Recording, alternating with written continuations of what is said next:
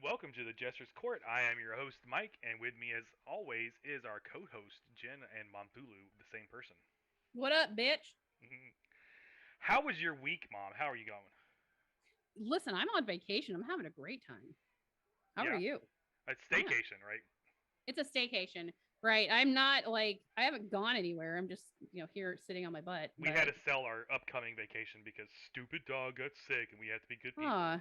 he's not stupid and he can't help it. No, but we really did have to give up our vacation. We were gonna go to Universal this year. It was my very first time going to a Florida theme park.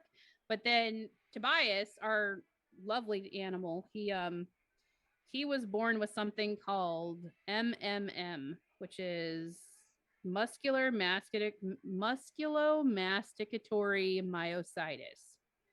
So it's an autoimmune disorder that affects like the muscles in his face, and so he has a hard time with his. They swell up and they could like lockjaw and stuff like that, and it's his immune system attacking him. So we ended up having to cancel our vacation to try to get the dog right, but he's a family member, so Yes, it is. that's what we got to do. And what's bad about this disease is that the money was to confirm it because it's not Right. the treatment's not great for the dog to sit because he's got to be on steroids the rest of his life. So apparently the blood test to confirm this, which we had to do, is what cost so much money. Yeah, it was like $700. As for me, not much going on. It is hot as anything here. Oh my God, is it hot? And It is. okay, it usually gets into 100-degree weather when you hit August, September. But the fact that it is right now in June, when it's typically 85 to 90, it is killing us, and it's killing our power bill too. Yeah, our power bill went up to like $300 plus. And we haven't even seen for this month. Yeah, that was last month. We're going like a good portion of the southern southeast United States is undergoing a pretty good heat wave. Um, so I mean, there's been times here where with the heat index, it's between 110 and 115. Yeah. And I mean, it was okay. So last night it was 80 degrees in the house, like it was 78 degrees. And I came out and I said, man, it's warm in here. And Mike looked at the weather and he said, honey, it's 9:30 and it's 88 degrees outside. Yeah, the problem is our house, because we have no shade over the house, so our air can't keep up. In the Right. daytime, it doesn't matter what we have set on, it's 80 degrees in the house, which is bad enough, but because it's staying so hot so late, it's, I don't get to bed till like 11 o'clock, because that's when it finally gets to a decent range where I could sleep. Like right Right. now, I'm glistening, and it's not because I have fancy, Hollywood lights on my face. Nope, it's just because it's hot as balls outside and we live in Florida. So that's been my week. Before we get started, I do want to take a moment and shout out our awesome patrons. We have Mr. Kyle Keir, our founding patron. We have Derek Diamond, Rob Man, Rob Man, or otherwise known as Robert Hood. We have Soda Bread, otherwise known as Travis T.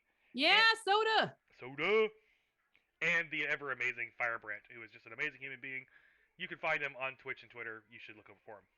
Yeah, go follow Firebrand or I will come to your house and kneecap you. He is an amazing human being, and he doesn't deserve all the sadness he's got going on. And I'm talking. But I shouldn't be dragging his name through this on our show. I'm sorry, Firebrand. we love you, Firebrand. Yes.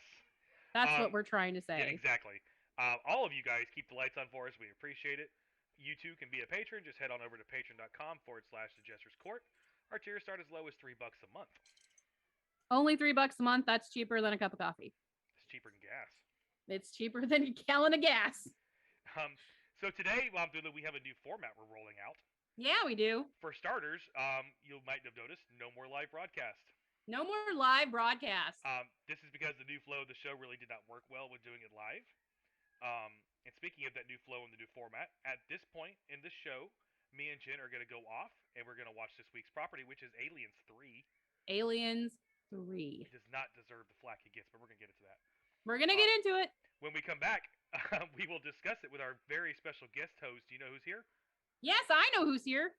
The amazing Mr. Steve Wise. Do you like how I said that like you had scripted that for me, not just because I'm excited? You're reading it almost like a 70s and 80s game show co-host. Step on down, Steve Wise. So we are going to go watch the movie, and then we will be right back. Peace out, bitches. All right, so we are back, and with us, as promised, is the one and only Mr. Steve Wise. Hello, Steve. How you doing? Thank you for inviting me on. Yeah, absolutely. I'm gonna try and do your credits here, but you have so many hats. I'm probably gonna miss something. But Steve is writer, director, producer at our local TV station. He's got a short film I just watched, Survey, which was great, by the way. Thank you. He's got books. We're going to put all this in the show notes, but you can find them on Amazon. I have read Melting Man, which is a great book. I appreciate that. He is also in charge of panels at Pensacon. So if you've gone to Pensacon and you enjoyed a panel, you have Steven here to thank. Yeah, it's the full job is programming director, and it's scheduling and all the events and all that fun stuff. So yeah, it's an interesting. He's also my used to be one removed boss. He is now my direct boss at Pensacon. So that is how we have met. Steve, I have a quote, and it's you. Okay. And the moment I've been holding on to this for a year, but it's the moment I decided you needed to be on the show. You ready for this? Okay, go ahead. You put this on Facebook. Why does everything have to be a competition? Can't we just enjoy a piece of entertainment for what it is? Invariably, whenever something new comes out, people have to make comparisons or lists. Does it really matter whether or not the Batman is the best Batman movie ever made, or where Nowhere Home falls in the ranking of Spider-Man movies, or if the Book of Boba Fett is better than Mandalorian, or if the West Side Story was Spielberg's masterpiece? We should judge a work on its own merits and not base our enjoyment or criticism of something off what came before. That is you on Facebook. And Yeah, the moment I decided you were perfect for this show. Yeah, that kind of came about because it seems like every time there's a new show out, people have to rank where it falls within their lists, and is this better or that better? And it's like, you can just watch a movie and enjoy it, and without having to say, well, yeah, it's a good movie, but it's only number 5 on my list. And it's like, come on, just So that is me from the Innsmouth rag saying good night, everybody. That's exactly what I do on my show. Because that is the vibe of this show, is 100%. We started because there's a lot of hate for the Star Wars sequels. And I loved them, and watched them with my kid. My kid loved them, and I was like, we're going to talk about this in some forum, because... and that's the birth of the show. But tonight, we are talking about Aliens 3. Starring Signourney Weaver, Lance Henriksen, Charles C.S. Dutton, and my personal favorite, the Eighth Doctor, Paul McGann, playing Golic, which... Sorry, Doctor Who moment. It was directed by David Fincher. It has $60 million budget. Made just under $160 million box office, so it was not a huge flop. However, it ranks about a 46% on Rotten Tomatoes right now, and is, generally speaking, considered amongst fans as disappointing, to put it mildly. And it's gotten so much crap that Fincher has actually disowned the film. Yeah. Which is unfortunate. Are you kidding? Oh no, he has distanced himself from this film. Yeah, he wouldn't even participate in the making of documentary for the DVD release of it. To be fair, this is part of what we're going to talk about tonight. This is a film, like, if you want an example of how a studio can screw up a film, this was it. Yeah. We are going to forego our typical play-by-play tonight, because with the guest and with the sheer volume of material involved with this film, I wanted the extra time for us to talk. So I'm going to do a real quick baby version of what happened in the movie, not the play-by-play, and then we can get started. It basically picks off where Aliens lets off. So you have Hicks and Ripley in the ship in stasis, and you have an alien on board doing alien things. He crashes the ship, essentially, or causes the ship to crash on this prison planet. Hicks and Newt are dead. Ripley is the only one who survives. This is a planet full of, again, prisoners, and it's all men, so that becomes a little bit of a thing. The alien is gets off the ship, and there's also, we find out, Sigourney's carrying a queen alien. She preg a nega. Yes. So that's the setting of the movie. It plays out in the prison, I think, really, really well, but we're going to talk about that. In the end, Ripley, played by Signourney Weaver, ends up sacrificing herself so that, the queen could not survive. Also, so she could not be put in another movie, because she was very adamant, I don't want to be in another movie. And she did another movie. And then she did. Yes. So that's the very quick and dirty, because I really wanted to jump into what we're talking about, which are the complaints. And the first complaint that I have on our list is killing off Newton Hicks was a mistake. Yeah. Which I kind of agree with. There. Go Well, ahead. okay. I was gonna say, oh, never mind. Go ahead. Well, the thing is, Aliens was such a great movie. And you were rooting for these characters. You love these characters. And at the end, they're like a family unit. And they go off to live happily ever after. And then they die off screen. There's an addition to that in my fun facts, but we'll wait to the end of the show for that. But there was actually a version of this script that had them survive. Right. But there was about 7 different versions of this script. Mm-hmm. And one of the big things that was made Fincher's job hard is that they were still writing it while he was directing. Oh, that's a mistake. You should always wait till it's finished and then do the directing. It technically wasn't ever finished, and he wasn't the first director. He was like the third. There was 2 others before him. Rennie Harlan and Vincent Ward. Wow. Both, if I recall, at least one of them, but I think both left because of studio involvement. Yeah. Well, Rennie Harlan spent like a good year developing it, and then it just was going round and round, and where he wasn't ever satisfied with the direction that it was going. He did not want to just do the same thing that the other films had done. He wanted to do something, original, which I feel like David Fincher was able to capture. This did not feel like the other 2 movies, but in Rennie Harlan's involvement at that point, the script never came about to where he was happy. So he departed. Vincent Ward came about, who was a filmmaker from New Zealand who had a really interesting film called The Navigator, low budget science fiction film. And he had some interesting ideas, which I'm sure we'll get into. But he left because of studio involvement. This is gonna be the mantra of this episode. The studio. Every problem with this is almost every problem in this film is the studio putting their fingers in. And yep. There's even later in my notes where Fincher actually had to film stuff outside of the purview of against the studio's wishes just to get certain scenes made. But now I'm interested, and I want to give you a chance to talk a little more. So, what are these other ideas? You talking to me? No, that Steve mentioned. Steve mentioned. The Vincent Ward's, which actually had a script that he wrote and was going into production. In fact, they had even gone so far as started building sets, involved essentially a planet or a planetoid. It was this round ship, basically, that was made of wood. Yes. Okay. That I did read about that. No, continue. Sorry, but yes, I did see that. And his concept was it was populated by monks. So it was this religious sect that Sigourney's ship crash lands in, and he still had Hicks and Newt being killed in pretty much the same way that the final film did. But it crashes into a lake that they have on this wooden planet thing. And I mean, it was kind of a cool idea, but the producers had trouble kind of visualizing and rationalizing the science behind it, because this was science fiction, and the first 2 movies were pretty grounded for the most part. Yeah.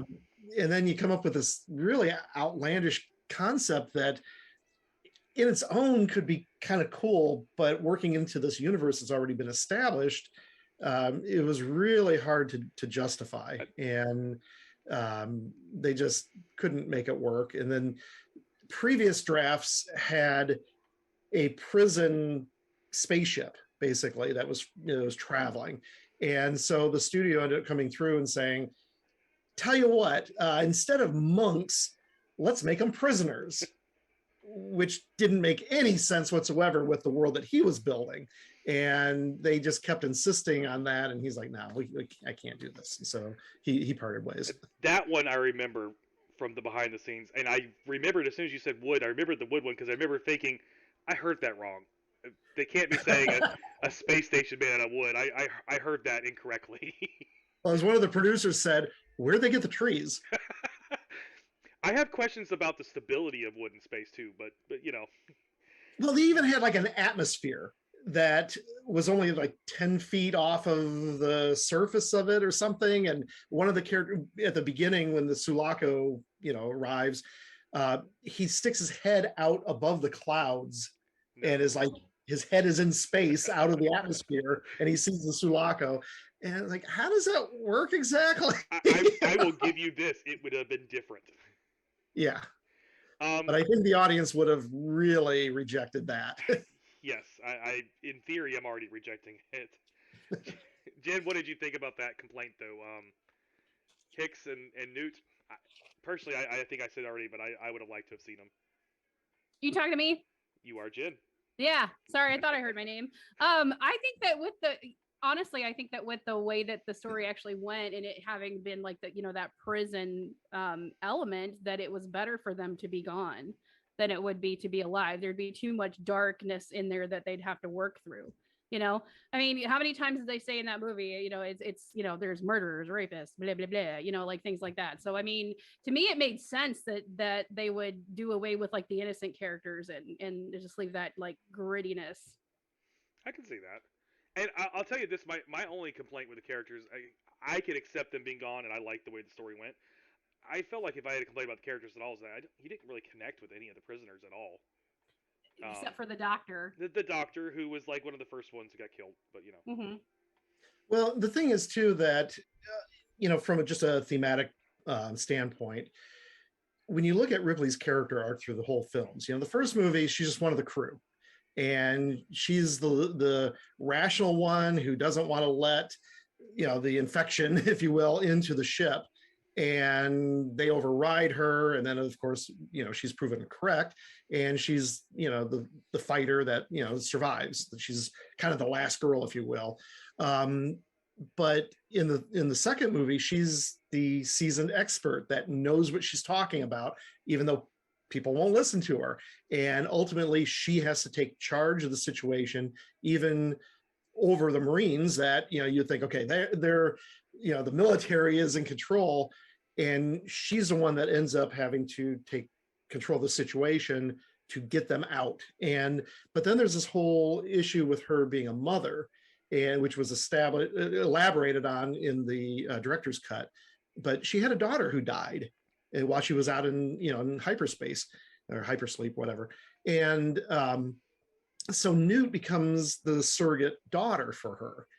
And of course, there's the whole theme of the queen alien being, so it's basically mother versus mother that's trying to protect their young. That's actually a really cool tie-in. I didn't. And that's a wonderful, wonderful theme, especially for a male-driven action film. Well, then you come to the third movie. Where do you go from there? And if you just had Newt and Hicks still alive, or even if you just killed off Hicks and kept Newt, it still would have been the mother protecting the daughter, and it doesn't really advance her character any. So by having Newt die, it's awful for the audience because it basically ruined the ending of the second movie. But looking at it as a standalone film and looking at it as a character progression through all three movies, Ripley is stripped of everything. Yeah. Everything, everyone that she cares about is gone. And she even loses her hair, she gets shaved. And so she is just stripped down to the bare minimum, and ultimately has to give her life for humanity, because she has the queen alien inside of her, and the company still wants it, and they want to keep her alive no matter what to get that alien from her. And so she has to do the ultimate sacrifice in order to protect other humans that don't necessarily deserve protection. Right. But so when you look at their deaths in that respect, in that regard, it makes sense. And there is a story reason for it. They don't just kill them off just to kill them off. There is a purpose for it.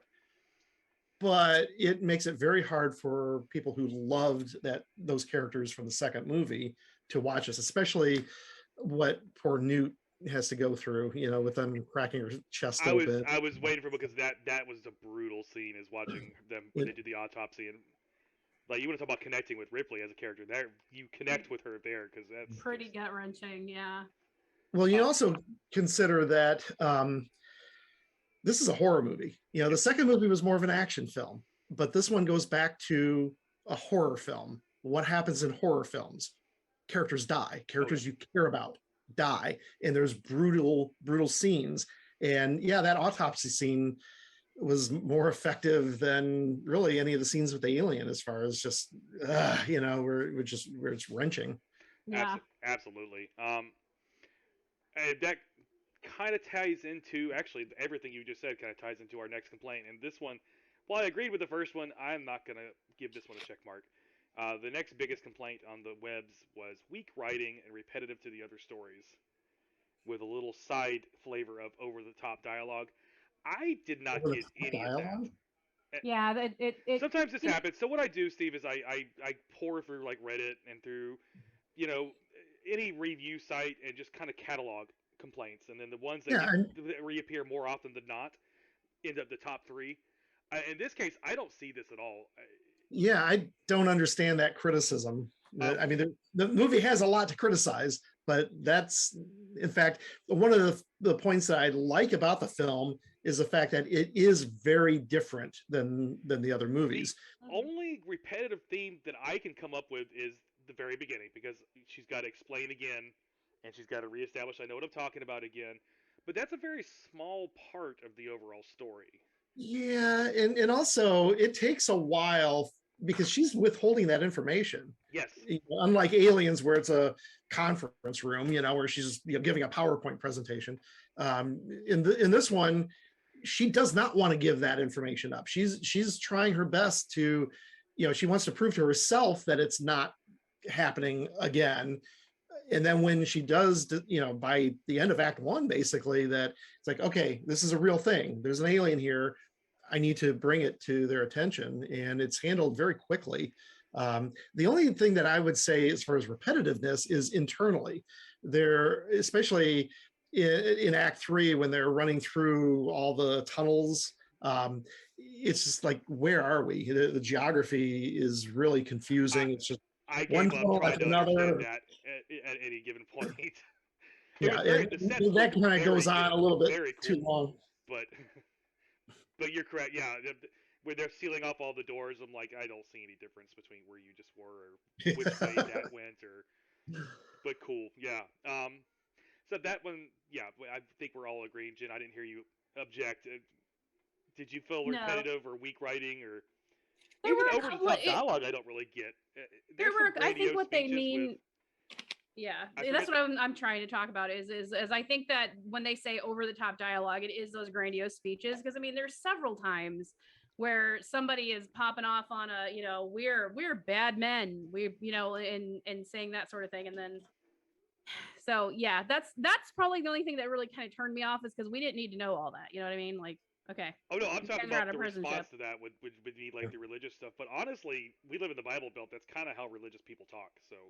Well, and the thing too is most of that kind of dialogue comes from the character of Dylan, played by Charles Dutton, and that's his character. He's kind of this pompous. He's the religious leader of the group, and he makes these grandiose speeches all the time. There's one scene, actually, I think it was cut from the theatrical release, because when I was watching the extended cut again, which is so far superior than the theatrical version. There's a scene between him and Ripley that is just them talking, and it's like, oh, he's not on a soapbox. It's kind of refreshing to see this other dimension to his character, that he is just a regular guy, but it's almost like he has to put on this persona for the sake of the other prisoners. That is cut from the theatrical, because I don't remember seeing that, and B, it's a trope. It's a trope. I'm a bad guy, but I found God, but don't mess with me because I'm a bad. Okay, it's a trope, but I love it in him, and I think Dutton pulled it off very, very well. Yeah, he did it really good. Yeah. So I don't care. It's a cliche. It worked. It worked very well for him. There's that line where right after they try to rape her, and they're shooing her away, and he's like, "How did he phrase it? Someone's got we got to learn some scripture or something." I forget the exact quote, but he's basically like, "We got some lessons to learn here. If you'll excuse us." We don't do that. Now, as far as the point of weak writing, yeah, that's apparent because they were, as you said, they were writing the script while they were shooting. In fact, in multiple times they would go back and reshoot scenes just to have an alternate version because they didn't know how it was going to cut together in the film.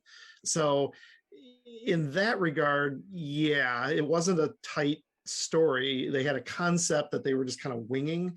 And the other, which may be another point that you're going to make here, but regarding the writing, the characters, instead of having over the top dialogue, they needed to have more dialogue.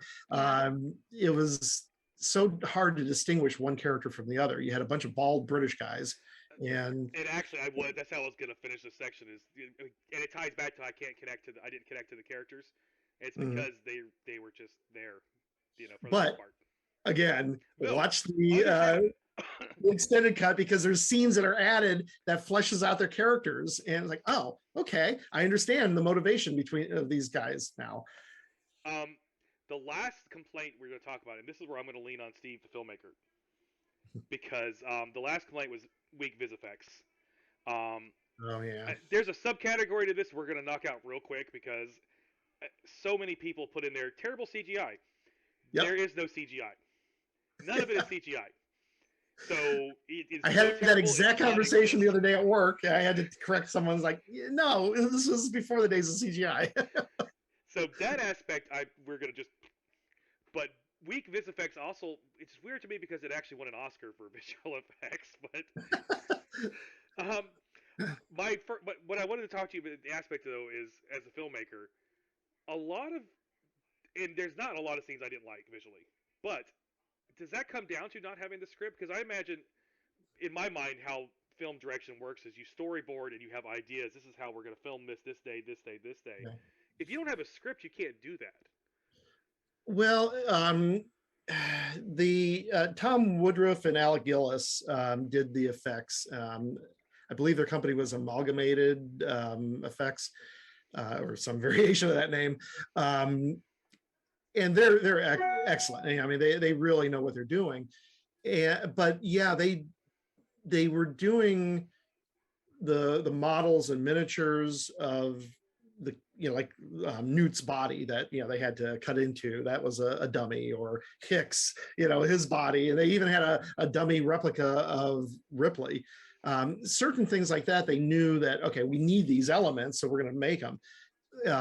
They were working on the Alien to some degree with some guidance, if you will, some sketches from H.R. Giger, who designed the original Alien in the first movie.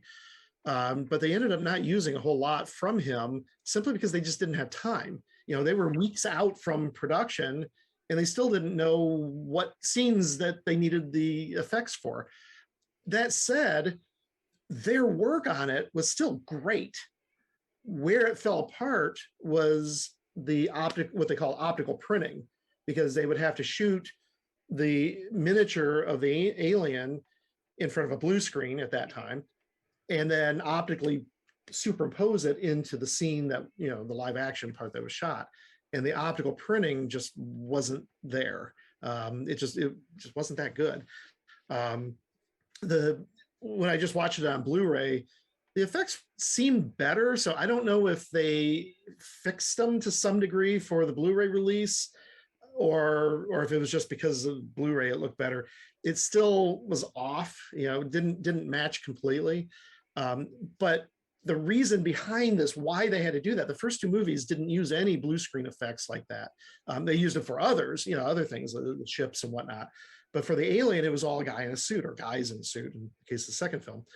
But this one, because the alien was different, it came out of an animal, and so it was four-legged and ran.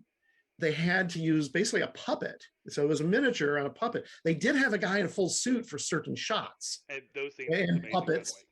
Yeah. Well, and of course, the iconic scene of the alien's head coming in close to Ripley's face, that was really there with her. That wasn't superimposed. And there were some other shots like that were, the either a guy in a suit or a giant puppet. but for when it ran, they had to have it move fast, and they just couldn't do it with a guy in a suit. It just wasn't possible. Right. So the only way they could do that was to shoot in front of a blue screen, shots of it climbing on the ceiling or running, any of the running stuff basically. And even some of the shots of it eating, because of the way it moved, it had to move in a very alien manner.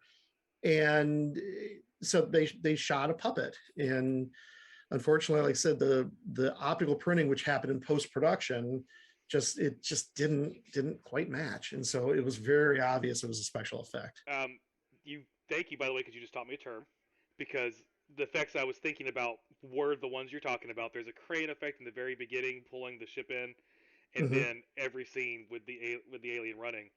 I did not know that term, and you just taught me that term. That's what so I learned something. Jen, what do you think about the effects?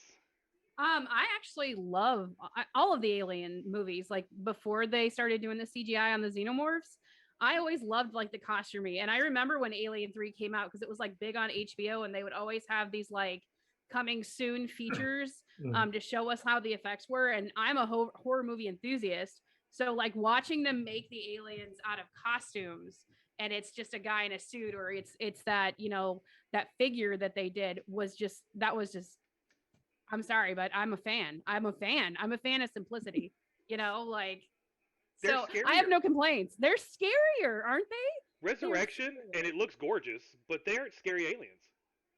And those were I didn't find them scary. I Not mean, the CGI ones. When you get to the end of Resurrection and you see that giant queen xenomorph like birthing a weird human hybrid alien xenomorph, that's kind of terrifying. It's kind of terrifying. It was kind of interesting. But anyway, I'm a fan. That's the long and short of it. I love it. No, I really like it. And a funny little side note that I read while looking into stuff. This is not directly the visual effects, but part of the look, and that was that they used actual meat and stuff for like the guts, and apparently this set was extremely bad smelling. Well, that technique dates back to Night of the Living Dead. Yes, it does. Where when the zombies were eating, pulling the guts out and everything, that was just, they went down to the butcher and got You're right. Guts. It's used because we were just talking about this for Evil Dead. They used actual like knives, like stabbing chickens to make the sound effects, like chicken, chicken, not chicken, but chicken. The Evil Dead 2, or I'm sorry, Evil Dead 1, the Evil Dead, whenever they're melting at the end, we were talking about the concoction to make like the goo, and it was oatmeal, marshmallows, and like ground up cockroaches, and you're just like, they just add that last part in for flavor, like, I don't know, but yeah, we were talking about that kind of stuff and just like the simplicity of making like goo, it's yeah. All right, so we're gonna recap a little bit what works, and this is what I have, and you guys can chime in. I think great direction. Fincher did amazing. Yes. Even Siskel and Ebert, which I don't like them very much as a show that redeems properties that people look down on, but even his quote, and he ragged on the movie. Don't spoiler alert, but he did say it was the best looking bad movie of all time. So even in trashing the movie, he had to say that it looked good, and Fincher did great. I think that this was possibly the most artistic looking of the Alien films.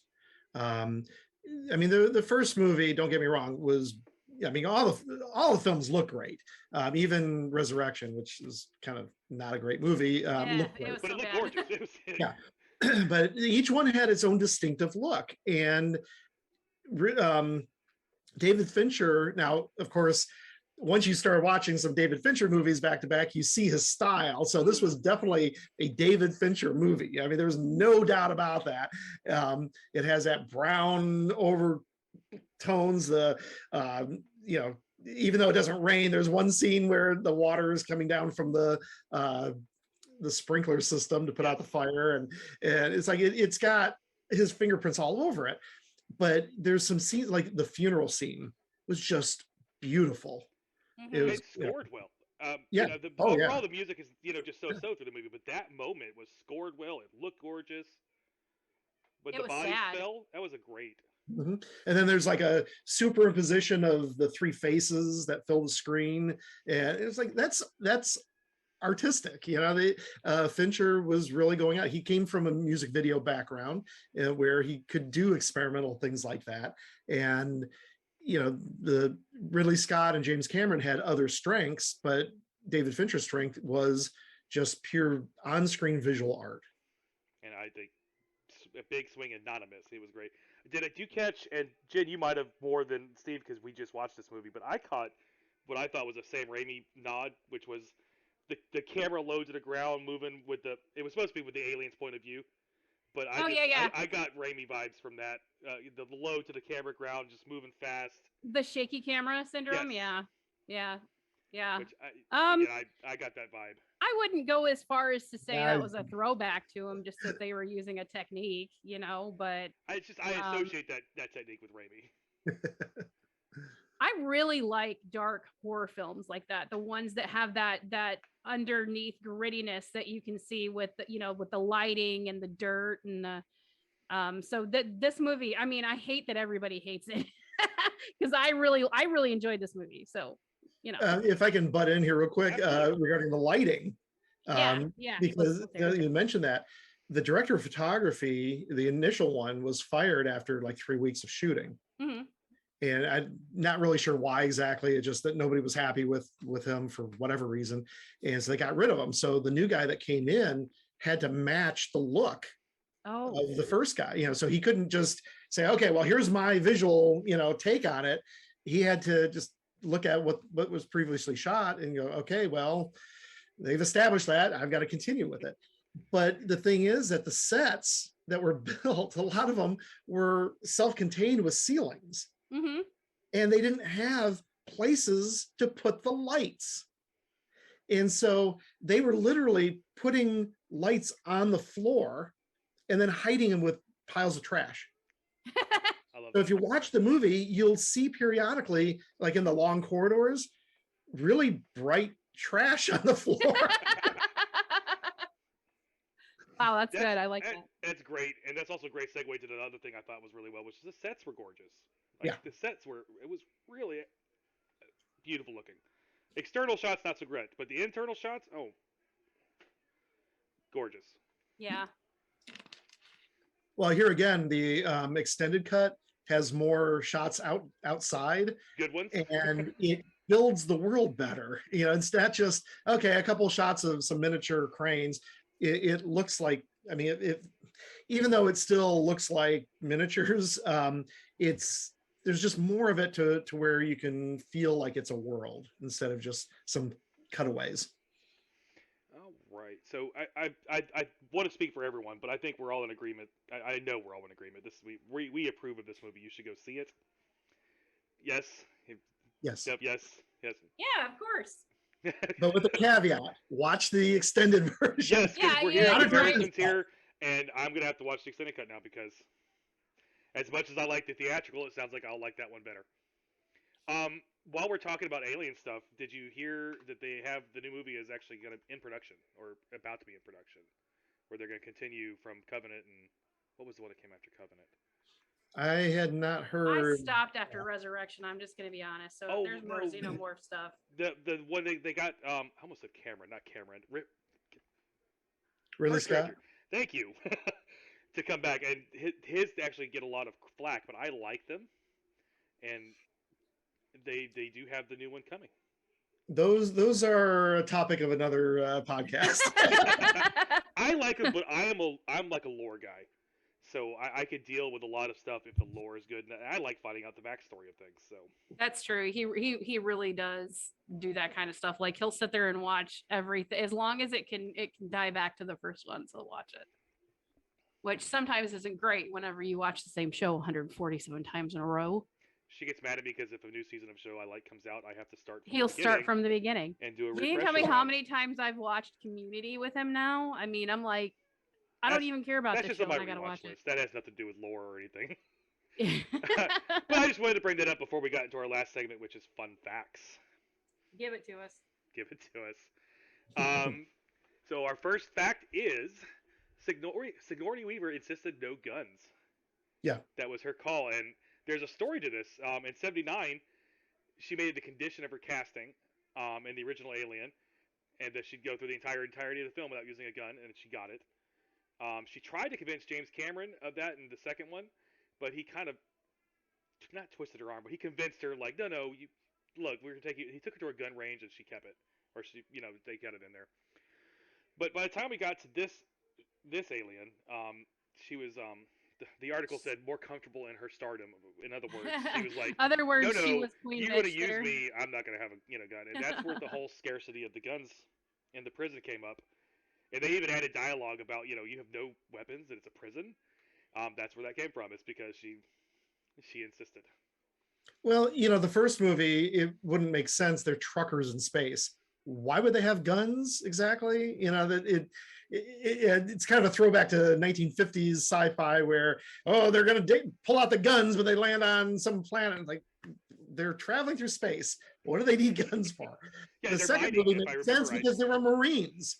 When you send Marines to do a bug hunt, which is what they were doing, they're going to bring guns. So yeah, that makes sense. But for this movie, now it would have been logical if there had been weapons in there. But again, kind of getting back to the theme that it's just stripped down. This it's an old abandoned mine and smelting place, and it's been used as a prison, but everything's just broken and run down. Yeah, I was gonna say that's on brand. That even if they had weapons, they were probably broken because it's literally in the dialogue. Everything here is broken. And I could see the warden having a gun for his own personal protection. So that's the one thing that makes me question. Is like, you're here. How do you keep control over these? Very, very violent people. Just you count on their religion. Apparently, it is because he's just got the one staff member and the doctor. Yeah. Count the doctor. 85. Everyone else. So, second fun fact: did you know our alien was almost a dog? I mean, let me clarify because the alien came from a dog in the movie, but the actual portrayal of the alien was almost a dog with a suit. Yeah, Fincher it didn't work. This is from the article. Fincher almost ruined the scariness of the aliens by casting an animal best known for being the opposite of spooky, a dog. Yeah, I think it was like a greyhound that they had. They called it a whippet, which I'm not familiar with that breed. It's like a greyhound. Okay. But yeah, looks like a greyhound. Fincher suggested dressing a whippet in an alien costume. A trial costume was made, but the end result was far more comical, is what this article is saying, than night parrot music. Which I can imagine. Instead of running after things, this dog's just gonna be like walking up with its tail wagging. Now, interesting thing though, and I hope this doesn't spoil the movie. When you watch the extended cut, they actually changed that plot point. Oh yeah. So it's no longer from a dog.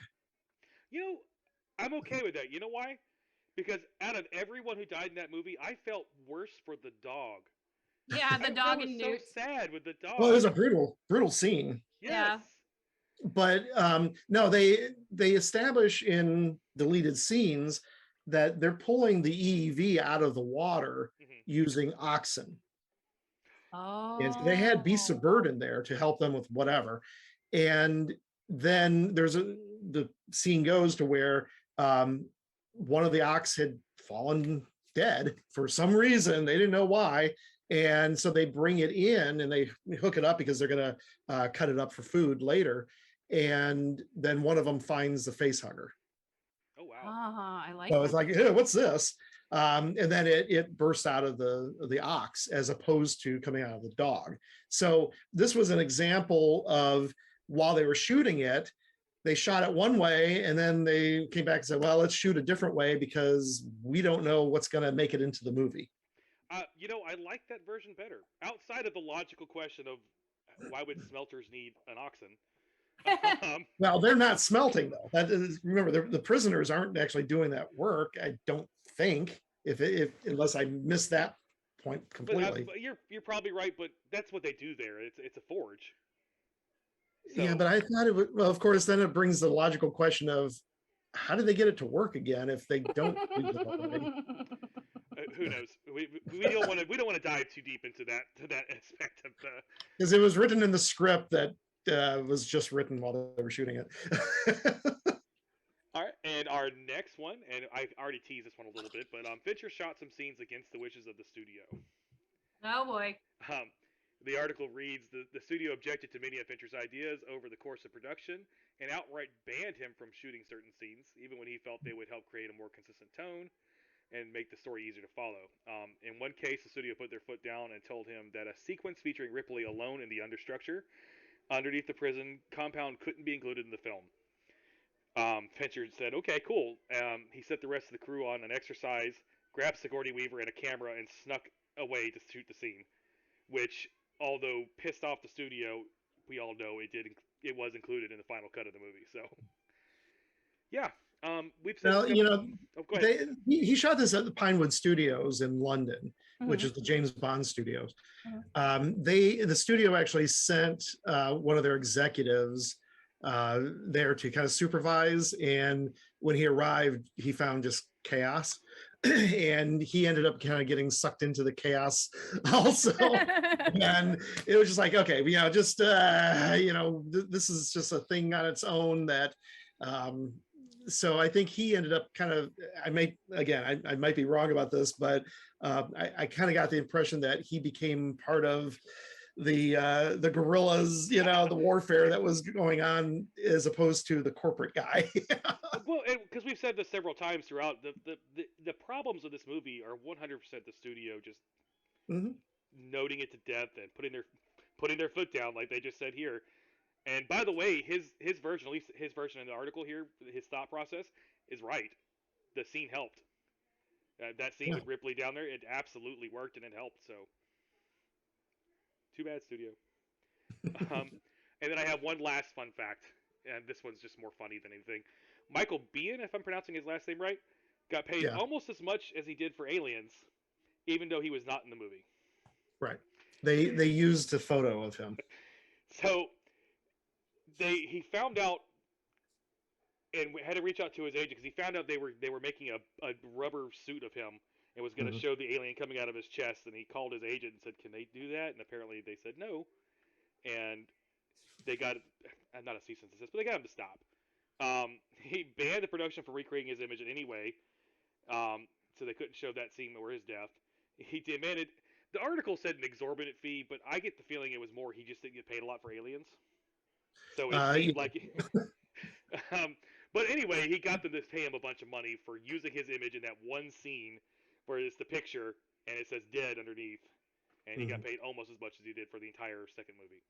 Nice. Well, you know, and what's interesting is, they used a mold, I guess, of him from that they had made from Aliens. They did the same thing with for Newt. They had cast Carrie Henn for whatever. So I think what it was is that in Aliens, the scene where Ripley is carrying her in the water and running from, towards the end, that was a dummy that she was carrying. And so they had to create that dummy of Newt to be, realistic looking. So they still had that mold. So they were able to use Carrie Henn's likeness. And I don't know if they paid for it or not. They probably didn't. But for Hicks, though, they were creating a mock-up of him that was all mutilated because it was the thing that came out of his chest. They didn't have to show his face. They could have just put a different face on it, and just because what ended up in the movie was that Hicks had some piece of the ship crash and run through him, and it mutilated him and killed him. And they showed just like the mutilated remains of him, but mostly it was just his hand. So they could have just come back and said, okay, we're just not going to use your likeness. We'll create something different. Yeah, especially because even the picture they did use, it was such a grainy, weird, that green background screen computers that were in the 80s. You couldn't even tell.